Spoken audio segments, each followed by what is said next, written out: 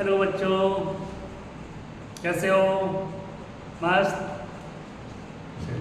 I hope, मैं भी यही चाहता हूँ आप मस्त रहो, स्वस्थ रहो, खूब से स्टडी करते रहो, खूब होशियार हो जाओ। चलो चलते हैं नेक्स्ट क्वेश्चन की ओर। क्वेश्चन नंबर 10 देखते हैं। क्वेश्चन में व्याख्या कीजिए कि 7 into 11 into 13 plus 30 and 7 into 6 into 5 into 4 और भी है into 3 into 2 into 1 और प्लस 5 भाज्य संख्याएं क्यों हैं? मतलब वो तो ये कह रहा है कि दोनों भाज्य संख्याएं तो हैं, लेकिन क्यों हैं इसको आपको प्रूव करके बताना है।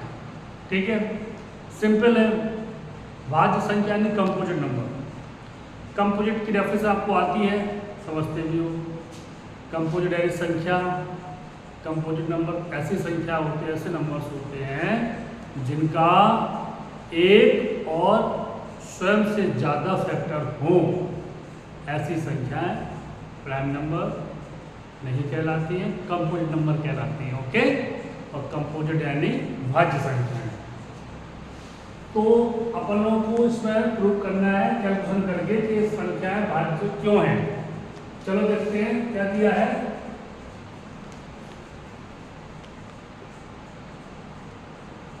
7 into 11 into 30 प्लस, ठीक है, एक राशि दी गई है, इसको देखते हैं। जो हमने बताया था और सवाल था इसके पहले, दो पक्षों में रखने हैं इनको, दो पक्ष मानोगे आप तो देखो यहाँ से 7 into 11 into 30 एक हो गया और प्लस एक 13 हो गया। तो इसमें से देखना कॉमन कौन सी चीज निकल रही है? 30। इधर भी उधर भी है, क्या बचा? 7 into 11 और प्लस यहाँ क्या बचा? 1। क्लियर? इनका मल्टीप्लाई प्लस 1 कर दो, कितना आया? 78। क्लियर? तो इस मतलब ये संख्या जो दी गई थी, राशि दी गई थी, इसका स्वयं के अलावा और 1 के अलावा एक फैक्टर और भी है। शिफ्ट हो गया, क्लियर हो गया। क्योंकि एक और स्वयं के अलावा अगर कोई अन्य फैक्टर निकलता है तो वो संख्या भाज्य संख्या कहलाती है। क्लियर हो गया प्रूफ। और साथ में दूसरी संख्या कौन सी है? एक और राशि दी गई थी 7। एक तो फर्स्ट दे दी गई थी आपकी, और सेकंड कौन सी दी गई थी? 7 into 6 into 5 into 4 into 3 into 2 into 1 plus 5। Same इसमें भी ऐसे ही मानना है। दो पक्ष दी थी, एक जो है और एक प्लस। दोनों में एक चीज कॉमन निकालनी है, क्या निकलेगा? 5 और 5। 5 को कॉमन निकाला तो क्या बचा? 7 into 6 into 4 into 3 into 2 into 1 और प्लस इधर क्या बचा? 1। अब करना क्या है? इन सबका मल्टीप्लाई और उसमें प्लस 1 को जोड़ना है। तो कितना आया? 1008 मल्टीप्लाई और प्लस 1 करेंगे तो कितना आया? 1009। ओके, तो देखो इसमें भी क्लियर दिख रहा है आपको कि जो संख्या दी गई है स्वयं के अलावा एक फैक्टर और भी है, यानी 1 और स्वयं और उसके अलावा अदर एक फैक्टर और निकला है। तो ये भी क्लियर हो गया कि एक संख्या भी भाज्य संख्या है। इसी को आपको प्रूफ करके नीचे लिख देना है। तो प्रूफ कर चुके अपन, राइट में लिख के देना है। तो आप नीचे लिख सकते हो, हमारी जगह नहीं है, आप नीचे लिख देना। लिखना है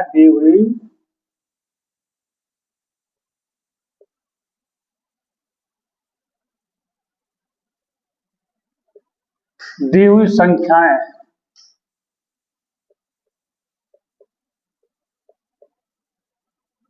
क्योंकि एक और स्वयं के अलावा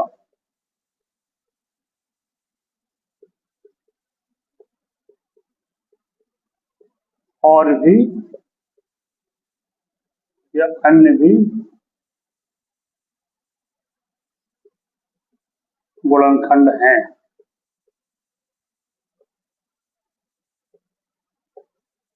अतः यह संख्याएं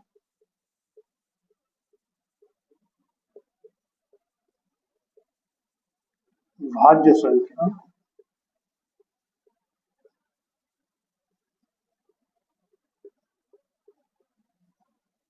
कहलाएंगी।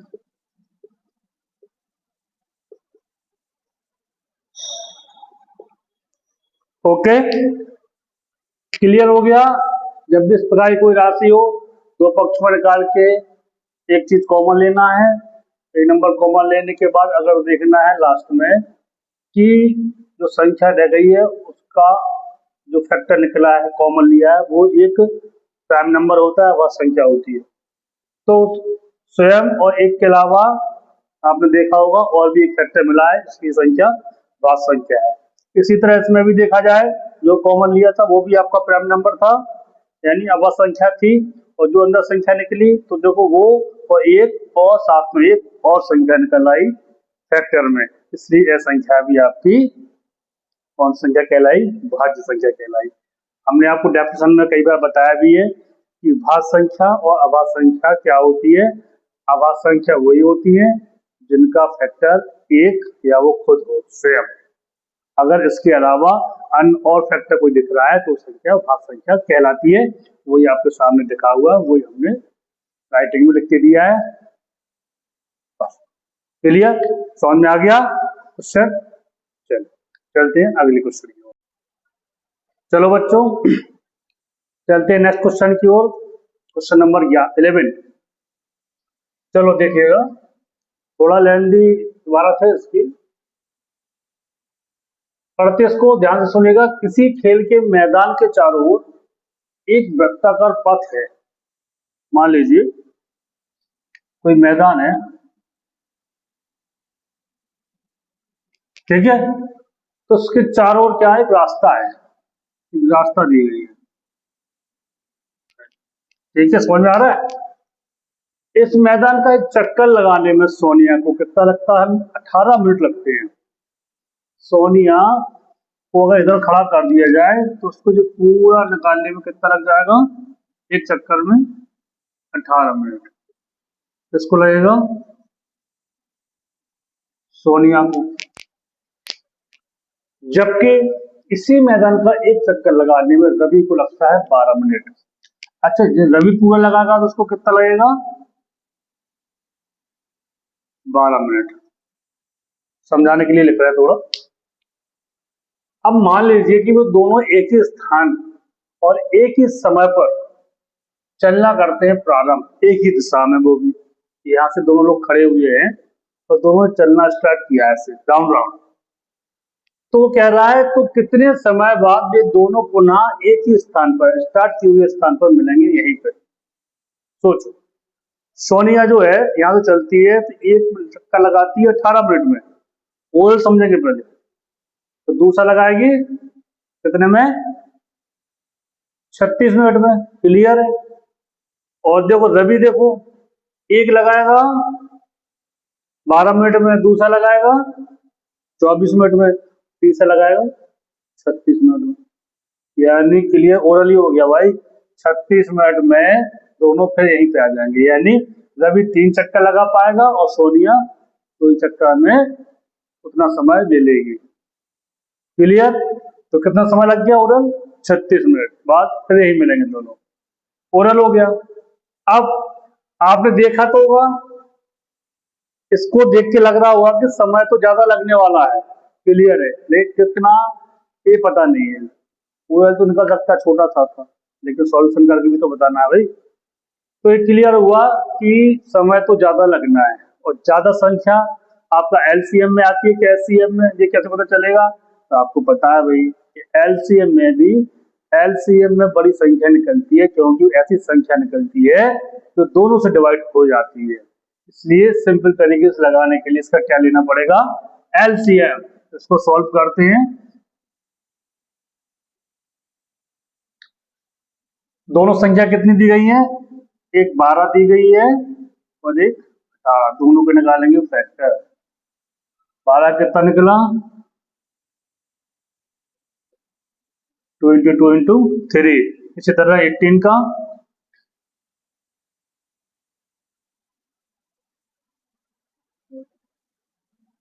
2 इंटू 3 इंटू 3।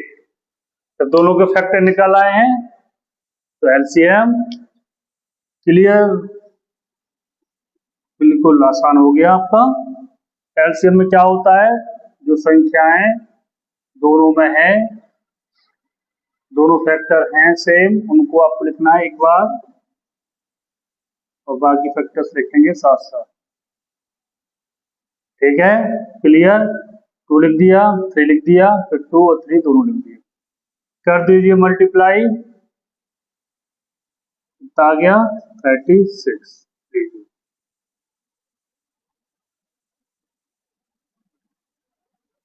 मिनट हो गया। ठीक है, क्लियर, समझ में आ गया ना। हाँ, दिख रहा था बहुत लंबा सा, लग रहा था ना, हो गया छोटा सा। ऐसे ही होता है भाई। ठीक है, ये तो रफ्ता था, उसको कोई दिक्कत नहीं है, तो असली समझाने के लिए आपका सॉल्यूशन रहा है। Clear, good. चलो चलते नेक्स्ट क्वेश्चन की ओर। चलो देखिए नेक्स्ट क्वेश्चन, क्वेश्चन नंबर 12। दिखाइए कि किसी प्राकृतिक संख्या n के लिए 12 की पावर n का मान 0 या 5 पर समाप्त नहीं हो सकता है। क्लियर, हमने आपको बताया नियमानुसार क्या नियम है, फंडामेंटल थ्योरम ऑफ अर्थमेटिक के हिसाब से किसी भी संख्या के अंत में, आखिरी में, या कोई भी संख्या 0 पर समाप्त होती है तो उसका उसके फैक्टर में 2 और 5 का आना अनिवार्य है।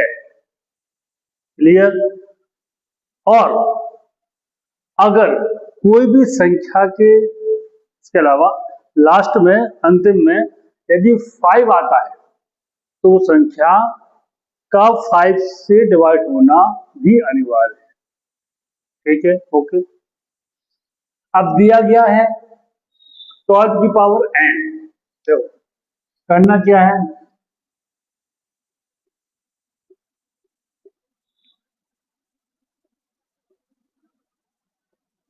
12 की पावर n, तो 12 का फैक्टर निकालेंगे, कितना आएगा,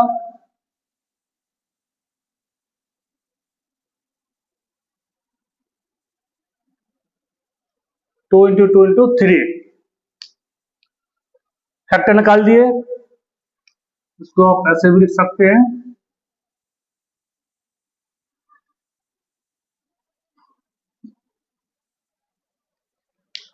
अब आपको दिख रहा होगा कि 12 के जो फैक्टर निकाले उसमें 0 के लिए 2 और 5 का होना अनिवार्य है, तो भाई इसमें 2 तो है, 5 नहीं है, इसलिए इससे निकली हुई जो संख्या होगी वो आपकी उसके आखिरी में, यानी 0 तो होगा नहीं। क्यों, क्योंकि इसमें तो 2 तो है, 5 है ही नहीं। और वो कह रहा है कि 5 है कि नहीं, 5 पे भी समाप्त होना है कि नहीं होना है उसका, तो 5 लास्ट में 5 के होने के लिए उसको 5 से होना, डिवाइड होना जरूरी है। तो इसके देखो लास्ट इसकी आपकी गुणनखंड में देख रहे हो फैक्टर में 5 भी आपको नहीं दिख रहा है, इसलिए वो संख्या 5 से भी आपकी डिवाइड नहीं होगी, यानी उसका गुणनखंड 5 भी नहीं होगा। तो एक क्लियर हो गया है, तो आप इसको लिख सकते हैं सीधा। तो जी लिखना पड़ेगा आपको, किसी भी संख्या के अंत में 0 आने के लिए संख्या के गुणनखंड में 2 और 5 आना अनिवार्य है। राइट में लिख करके देना है, किसी भी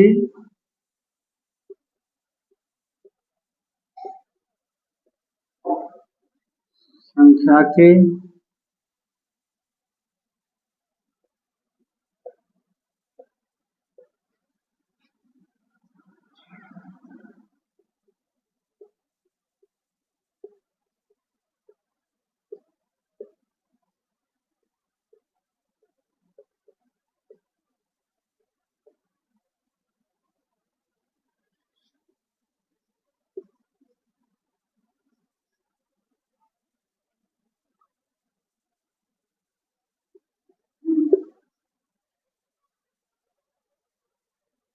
किसी भी संख्या के अंत में 0 आने के लिए वर्णखंड में 2 और 5 होना अनिवार्य है। ठीक है, ये तो क्लियर है, ये क्लियर हो गया। और साथ ही साथ अंत में 5 आने के लिए, यानी अंत में 5 आने के लिए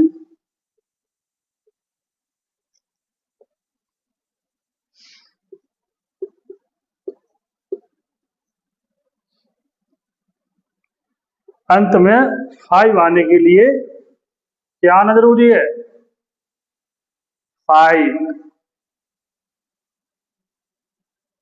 5 का आना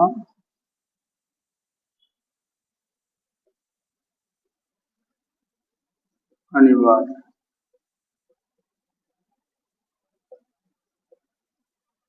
ये तो क्लियर हो गया, तो नियम था वो हमने आपको लिख के बता दिया है।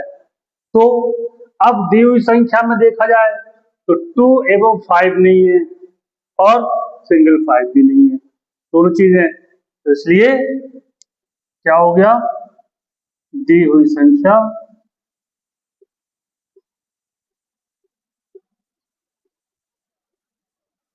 क्या दी गई है, 12 की पावर f के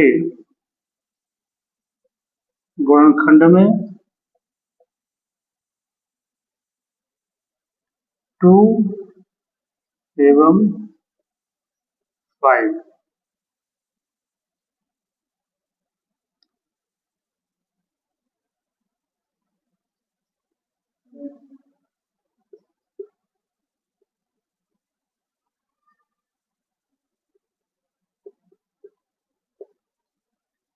देखो 2 और 5 साथ में नहीं है तो क्लियर है, 0 तो आना ही नहीं है और 5 भी नहीं है।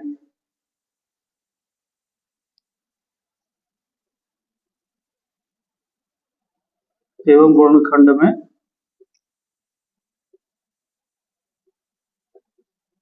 5 भी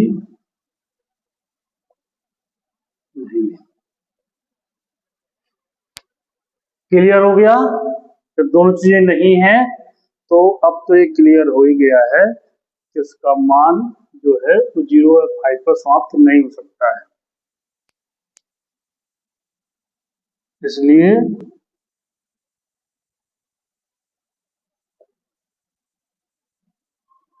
दी हुई संख्या का मान 0 या 5 पर समाप्त नहीं होगा। क्लियर, क्लियर हो गया ना? कुछ नहीं है, बिल्कुल सिंपल है, थोड़ा बस राइट करके बताना है, आपको समझ में आ जाना चाहिए और आप राइट करके इसको क्लियर कर दें, बस इतना ही हमारा काम है। थ्योरिकल थोड़ा सा हो जाते हैं, कोई भी क्वेश्चन है थ्योरिकल है, ठीक है, ऐसा नहीं लेने का, बिल्कुल सिंपल है। आप देख रहे होगे, कुछ नहीं करना होता है, जो संख्या दी गई है अगर इसका देखना है उसके लास्ट में 0 आता है कि नहीं आता है वो हमने आपको बताया ही था। 5 का भी रूल्स आपको पता चल गया और लास्ट का आंसर हमने लिख दिया है, जो रूल्स है वो लिख दिया है और जो निकाला अपन ने वो लिख दिया है। क्लियर हो गया, 1 से 2 बार वीडियो को आप देखेंगे क्लियर हो जाएगा, आप भी अपने हाथ से लिख सकेंगे, कैलकुलेशन कर सकेंगे। गुड, चल चलते हैं नेक्स्ट क्वेश्चन की ओर। ओके बच्चों, चल नेक्स्ट क्वेश्चन नंबर 30। चलो देखते हैं, क्वेश्चन है निम्नतम भाज्य संख्या तथा निम्नतम अभाज्य संख्या का मासा यानी एचसीएफ ज्ञात कीजिएगा।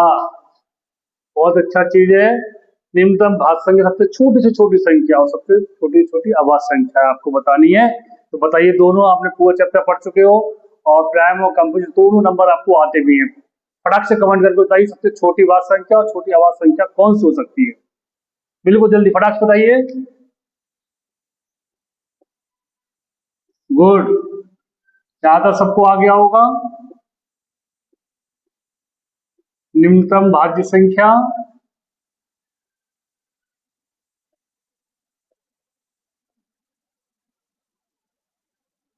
और निम्नतम अभाज्य संख्या।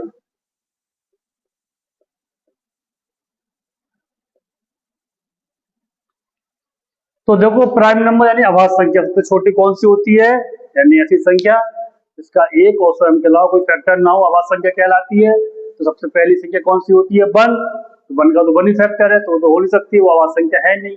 उसके बाद आता है 2, तो 2 एक खुद फैक्टर में रहेगा और साथ में उसका 1 भी रहेगा, और उसके अलावा कोई फैक्टर नहीं है उसके, यानी सबसे छोटी संख्या कौन सी हो गई प्राइम नंबर में, हाँ 2। तो आपकी सबसे छोटी अभाज्य संख्या कौन सी हो गई, 2। और भाज्य संख्या, भाज्य संख्या डेफिनेशन अभी आप जानते होंगे कि भाज्य संख्या ऐसी संख्या इसका एक और स्वयं के अलावा एक और भी अन्य फैक्टर हो, तो ऐसी संख्या भाज्य संख्या कहलाएगी, यानी कंपोजिट नंबर। तो ऐसी संख्या देखो 2 के बाद क्या आता है, 3। तो 3 क्या होगा, 3 का खुद का ही है या 1 से है फैक्टर, और तो इसके अलावा निकलता नहीं है, तो ये भी अभाज्य संख्या कहलाती है। अपन को चाहिए सबसे छोटी भाज्य संख्या। 3 के बाद क्या आता है, 4। तो 4 का फैक्टर निकालेंगे तो क्या निकलेगा, 2 into 2, यानी 4 का 1 भी है, 4 भी है, और साथ में क्या आ गया 2, यानी अलावा एक और स्वयं के अलावा और भी फैक्टर निकले। तो सबसे छोटी संख्या कौन सी कहलाई, 4। गुड, दोनों संख्या निकल आई है आपके सामने, तो अब मासा निकालना है, तो जो क्लियर है 2 और 4 दोनों संख्याओं के फैक्टर क्या होंगे, इसका होगा 1 into 2, इसका हो गया 1 into 2 into 2। क्लियर, तो ऐसी है ब्रेनी मास्टर, क्या होगा इनका, देखो 2 और 1, क्लियर, 1 into 2 कितना आ गया, 2 आंसर। सिंपल, हाँ बहुत सिंपल था, सबको समझ में आ गया होगा, क्लियर है। आज आपको बढ़िया क्वेश्चन समझ में आएंगे इस वीडियो में, 3 से 4 क्वेश्चन सॉल्व कराए हमने, बहुत सिंपल तरीके से क्वेश्चन है। जो भी क्वेश्चन समझ में ना आए 1 से 2 बार वीडियो की रिपीट जरूर किया करो, बिल्कुल समझ में आएंगे आपको, ठीक है। और अगर समझ में आते रहे इसी तरह देखते रहेगा हमारे वीडियो, और साथ में लाइक सब्सक्राइब करना ना भूलें। Okay, bye.